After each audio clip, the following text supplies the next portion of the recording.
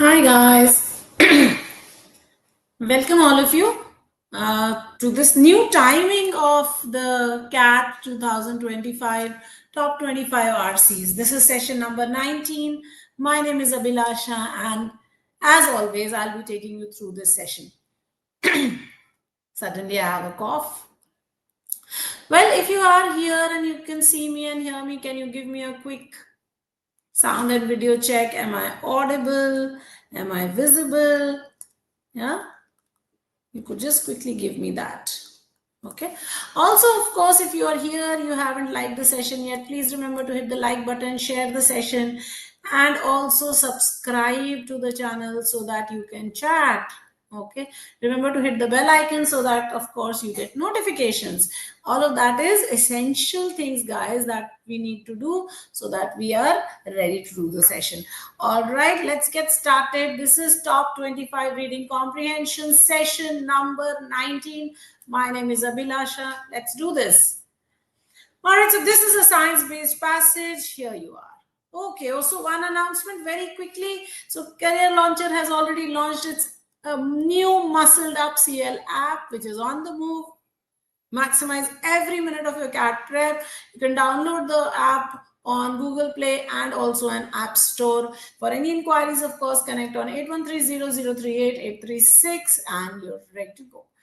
The race to 99 percentile sprint, which is your last lap to CAT 2025, is on, guys. It's a 9-hour master class tips and tricks for VARC. Detailed paper breakdown, September 27 and 28. I'm sure you've already done this one. All right, let's get started. So many of us know of the brutality of life under empire, although we perhaps underestimate just how bad it could be. Armed men rounding up women to sell them into slavery or public crucifixions are today seen with dismay when done by the Islamic State in Syria and Iraq. But as the historian Walter Schiedel observed, these were a normal sight in Rome during its peak. Rome was also a pyramid scheme that was at war more than 90% of the time between 410 and 101 BC. In China, the Shang dynasty sacrificed around 13,000 people over 2 centuries, and the Qin dynasty killed an estimated 1.5 million people to establish unified rules. And yet, those who judge human progress only by technological advances and economic growth might believe these grim realities were for the greater good. Empires, in the typical telling, may have been harsh in their punishments and brutal towards their enemies, but also pacified their citizens, ensured security, and hence enabled far greater economic and social prosperity. But did those citizens actually prosper under empire and suffer when it vanished? To answer that question, we need to assess the well-being of populations thousands of years ago. This is tricky. Medical records are usually absent and written documents are subjective, but we can get clues from the physical health of people's bodies. For example, an approach called osteoarchaeology examines the bones of past people. Bones with fewer lesions damaged from trauma and infections tend to suggest stronger skeletons and hence less exposure to disease and violence. Teeth with fewer holes, caries, tends to suggest a better, less carbohydrate-rich diet. Most importantly, taller people usually mean healthier people with better diets and less trauma from famine and disease. Pharaohs and their wives were taller than men and women in general, ancient Egyptian population. Now, such evidence can shed new light on apparently dramatic collapses. Take the fall of the late Bronze Age in the Near East and Mediterranean, which offers the archetypal tale of a golden age that descended into a dark age, a story told in popular trade books and various documentaries. In the space of a century or two, the Mycenaeans, the palace-dwelling overlords of Greece, fell apart and gave way to the Greek Dark Age. The pharaohs of the new Egyptian kingdom lost power, and the Hittite Empire fractured into a set of squabbling rump states. And yet, despite being called a collapse, it was no apocalypse, not even an entirely bad thing for citizens. In the Mycenaean Greece, kings were on an average 6 centimeters taller than their peasant counterparts, 172.5 centimeters compared to 166.1 centimeters. Similarly, pharaohs and their wives, in a sample of 31 royal mummies, were taller than men and women in the general ancient Egyptian population. Once these empires fell apart, the heights of men began to grow across the eastern Mediterranean, while the heights of the women, which happened to grow slowly, also accelerated. All right, so here is your passage. So it says that with health came better height, better markers, which you can see from the skeletons also. So, all right, let's take a look at the questions. Here is your first question. Okay. What does that say? It says, how does the juxtaposition of Roman imperial violence with modern atrocities serve the broader argumentative structure of the passage? So the author has contrasted, juxtapose means to put next to each other, contrasted Roman imperial violence with modern atrocities. And what purpose does it serve? Why has he done this? Okay, so first thing, always understand the question. Okay, the question now, why has he done it? It draws a moral equivalence between ancient and modern acts of cruelty to critique moral relativism. Was he trying to critique moral relativism? That's my question. It uses historical continuity to question idealized notions of civilizational progress under empire. Is it really civilizational progress or not? It highlights the cultural specificity of violence while rejecting universal claims of human brutality. Okay, is it highlighting the cultural specificity of violence, that every culture is very specifically, violent or not, and rejecting the universal claims? It demonstrates that moral judgment is irrelevant when assessing historical forms of governance. We did not speak of historical forms of governance, therefore D cannot be an answer or 4 cannot be an answer. Option number 3, which says it highlights the cultural specificity of violence while rejecting universal claims, is also incorrect. Option number 2, which says it uses historical continuity to question idealized notions of civilizational progress under empire, that's the one that is correct.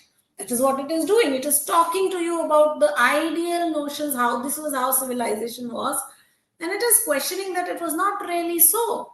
It draws a moral equivalence between ancient and modern acts of cruelty to critique moral relativism, but it doesn't talk about moral relativism, right?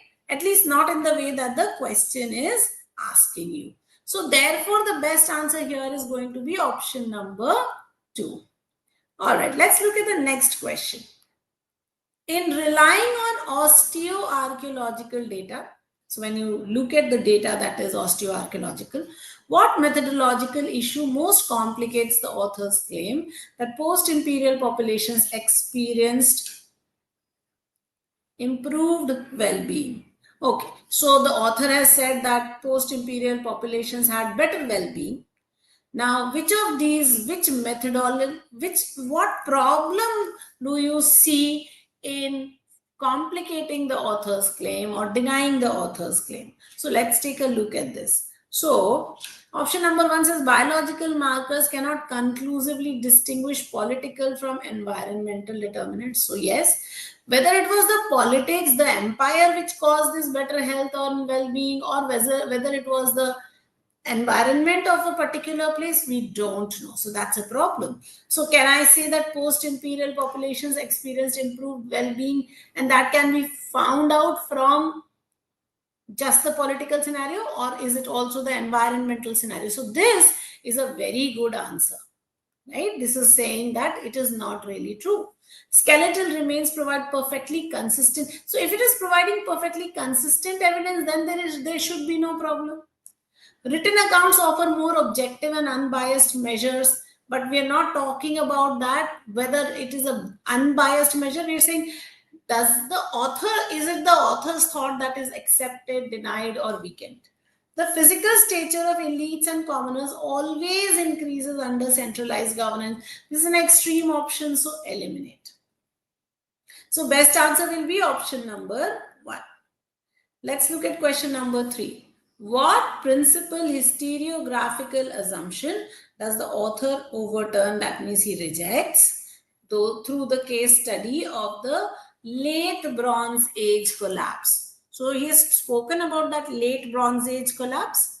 which assumption in history is he actually denying there? So let's take a look at the options. So option number 1 says that gender parity in nutrition prevailed uniformly, but he has not spoken about gender parity. So eliminate this.